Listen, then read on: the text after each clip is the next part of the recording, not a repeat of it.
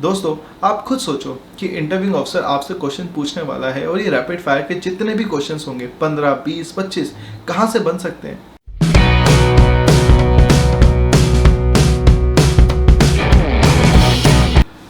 Tell me about your family.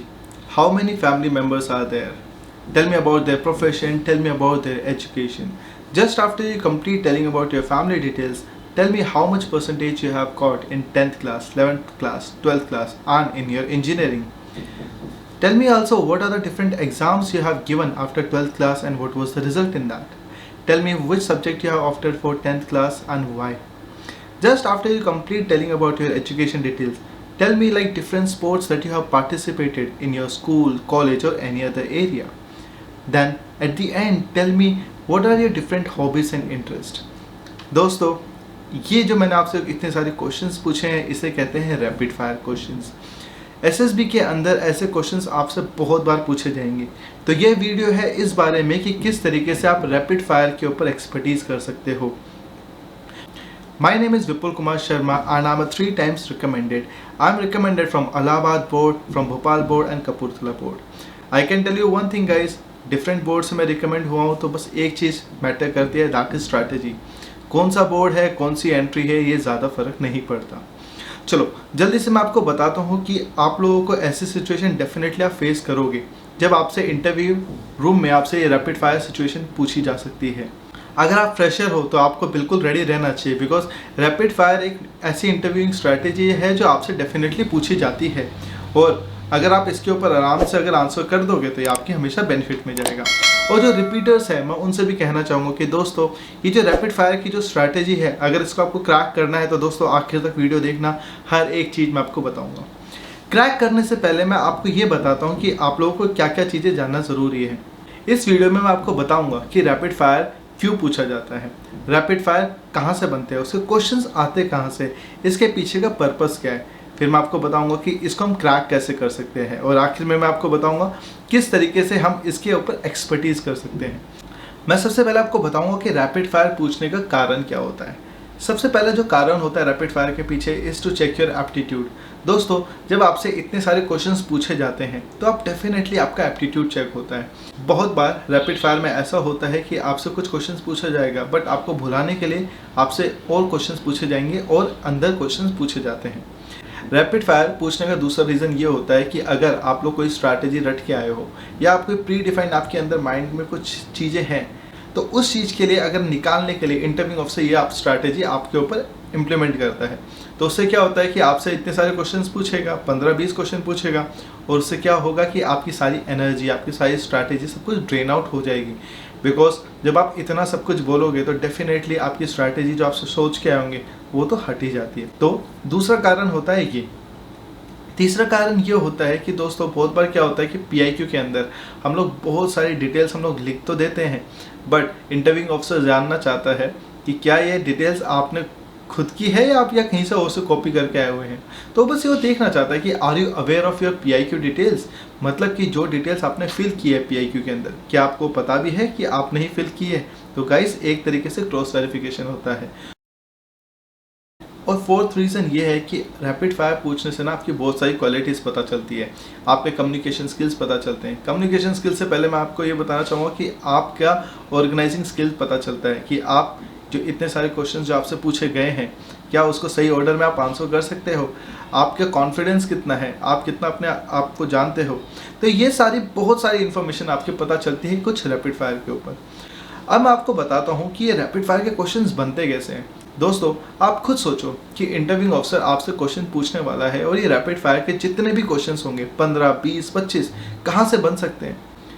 मैं आपको बताना चाहता हूँ इसका आंसर आपको ऑलरेडी पता है। Maximum of the questions that interviewing officer ask you is from the PIQ.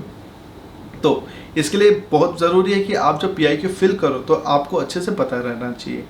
कुछ क्वेश्चंस आपसे एसडी में ही पूछे जाते हैं, वो मैं आपको थोड़ा सा एग्जांपल बताऊंगा थोड़ा सा बाद में। देखिए, आपको अगर रैपिड फायर अगर क्रैक करना है तो आपको पूरे डिटेल्स पता रहने चाहिए कि आपने किस तरीके से, आपने कौन सी डिटेल्स कहाँ पे फिल की है, कौन से ऑर्डर में आपने फिल किया है। Because that is very important कि आपने स्पोर्ट्स के अंदर सबसे पहले आपने क्या ग्रुप एक्टिविटी लिखी है या इंडिविजुअल एक्टिविटी लिखी है, क्या आपने वो स्पोर्ट्स पहले लिखा है जिसके अंदर आपकी हाईएस्ट अचीवमेंट है, या ग्रुप एक्टिविटी पहले लिखी है? तो ये ऑर्डर आपको पता रहना चाहिए।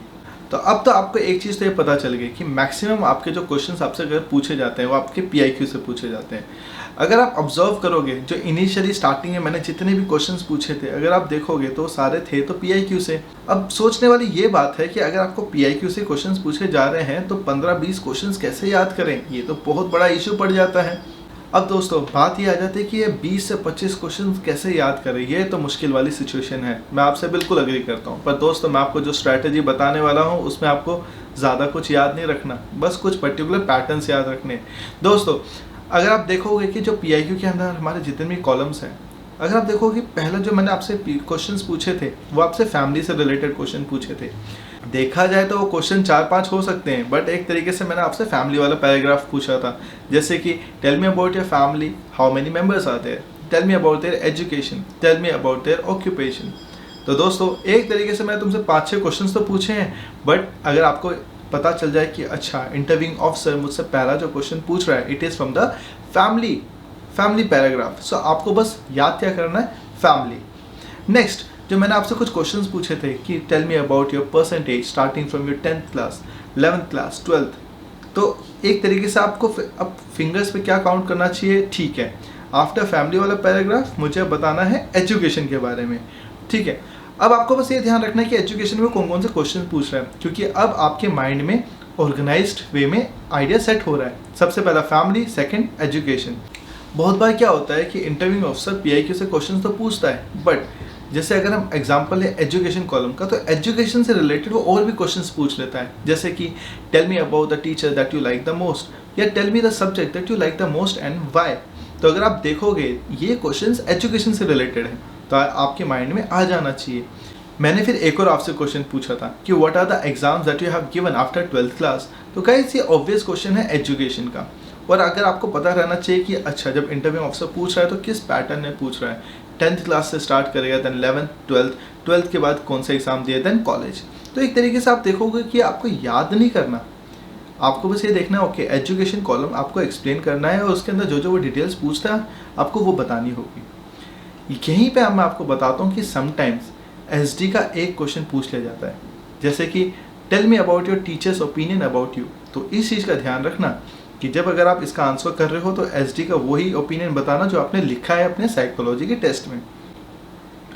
Just after your education part मैंने आपसे स्पोर्ट्स कॉलम के बारे में पूछा, तो अगर आप देखोगे कि PIQ का सेकंड पेज के ऊपर स्पोर्ट्स कॉलम में आपने सारी डिटेल्स लिखी है। अब आपको याद करने की क्या ज़रूरत है कि फर्स्ट आपसे फैमिली से रिलेटेड क्वेश्चन पूछा, सेकंड आपसे एजुकेशन से, and third it was sports. अब आपको स्पोर्ट्स में आपको उसी ऑर्डर में बताइए जिस ऑर्डर में आपने PIQ के अंदर लिखा है, पीरियड ऑफ पार्टिसिपेशन बताइए एंड आपने क्या अचीवमेंट हासिल की वो एक्सप्लेन कीजिए। और बहुत अच्छा रहेगा कि अगर जिस तरीके से आपने PIQ में ऑर्डर लिखा है अगर सेम पैटर्न अगर आप फॉलो कर पाओगे तो ये आपके लिए बहुत अच्छी बात रहेगी। तो ये हमारे हो गए 3 मेन बुलेट्स। अब आपसे आखिर मैंने एक क्वेश्चन पूछा था कि tell me about your hobbies and interest. तो दोस्तों आखिर में अगर देखा जाए आपसे मैंने 15-20 क्वेश्चन तो पूछ लिए, पर ये 15-20 क्वेश्चन नहीं है, बस ये 15-20 क्वेश्चन मैंने कुछ पैराग्राफ से पूछे हैं, छोटे छोटे क्वेश्चन बना के। अदरवाइज आपको तो सिर्फ 4 चीज़ याद करनी थी। सबसे पहले आपको याद करना है family, second education, third sports, fourth is hobbies. अब जब भी आपसे इंटरव्यूइंग ऑफिसर जब भी आपसे कुछ क्वेश्चन पूछे आपको बस PIQ से रिलेट करना, ओके ये जो अब क्वेश्चन पूछा जा रहा है ये मेरे PIQ के कौन से कॉलम को रेफर कर रहा है। तो बस आपको ज़्यादा से ज़्यादा 3, 4 या 5 मैक्स इतना ही आपको याद करना होगा, फिर आप आराम से बताइए। अब तो ये था कि हमारा कि क्वेश्चंस बनते कहाँ से है। अब मैं आपको ये बताता हूँ कि आप किस तरीके से इसके ऊपर एक्सपर्टीज़ कर सकते हैं। दोस्तों मैं आपको बताता हूँ कि मैं 3 बार रिकमेंड हुआ हूँ तो मैं क्या स्ट्रैटेजी इंप्लीमेंट करता था। देखो दोस्तों इसकी सबसे बड़ी स्ट्रैटेजी यही है कि आपको प्रैक्टिस करनी पड़ेगी। मैं क्या करता था, खुद के अपने रैपिड फायर क्वेश्चंस बनाता था 15, 20, 25, और वही क्वेश्चंस मैं जाके अपने फ्रेंड को दे देता था। मैं अपने फ्रेंड को कहता था सिर्फ पूछो मुझसे, वो मुझसे क्वेश्चन पूछता और मैं बस एक बार में आंसर देना स्टार्ट कर देता। तो दोस्तों ये आपकी खुद की कैपेबिलिटी बनना स्टार्ट हो जाएगी कि आप इतने सारे क्वेश्चंस को आप आराम से आंसर कर सकते हो। ये स्ट्रैटेजी आपको बहुत हेल्प करेगी।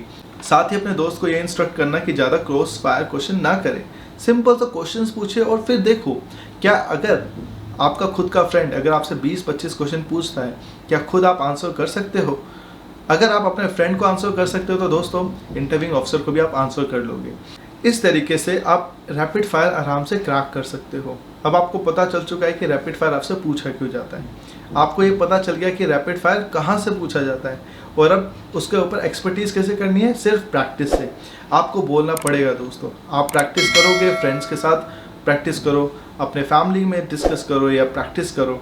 अब मैं आपको ये बताना चाहता हूँ कि दोस्तों इंटरव्यू में ना डर के अपना इंटरव्यू ख़राब मत कर लेना। इतनी तैयारी कर रहे हो तो बस आपको आराम से जाके वहाँ पे जवाब देना है। He is asking question to you, just answer them. डरोगे तो आंसर गड़बड़ा जाएंगे, कॉन्फिडेंस गड़बड़ा जाएगा। So be fearless, right, and give a good interview. देखो दोस्तों, अब मैं आपको बताता हूँ कि मुझे पता है कि इस वीडियो को देखने के बाद रैपिड फायर को आप आराम से हैंडल कर लोगे। कंडीशन अप्लाई कि आपको प्रैक्टिस भी करनी पड़ेगी अपने दोस्तों के साथ या अपने फैमिली मेम्बर्स के साथ। ऐसे ही मैंने बहुत सारे लॉजिकल एंड कंसेप्ट बेस्ड मैंने ना कोर्सेज भी बनाए हैं। आप लोग प्लीज़ SSB psych mobile application download कीजिए, वहाँ पे मैंने डिफरेंट SSB से रिलेटेड मैंने कोर्स बनाए हैं, आप बिल्कुल उनमें एनरोल कीजिए। आप देखोगे कि सारी चीज़ें एकदम कंसेप्चुअल हैं एंड लॉजिकल हैं and very easy to adapt. देखो, आप लोगों में क्वालिटीज़ तो है, बस आप लोगों को एक डायरेक्शन की ज़रूरत है। तो अगर आप वो डायरेक्शन चाहते हो तो definitely SSB psych mobile application download करो। दोस्तों ऐसे YouTube पे मैं बहुत सारी और भी वीडियोस में लेके आता रहूँगा, और आप लोगों को काम क्या है, सब्सक्राइब करो हमारे चैनल को and support us, right, help us to grow, and I am going to bring many videos जो आपके और बहुत सारी हेल्प आएगी।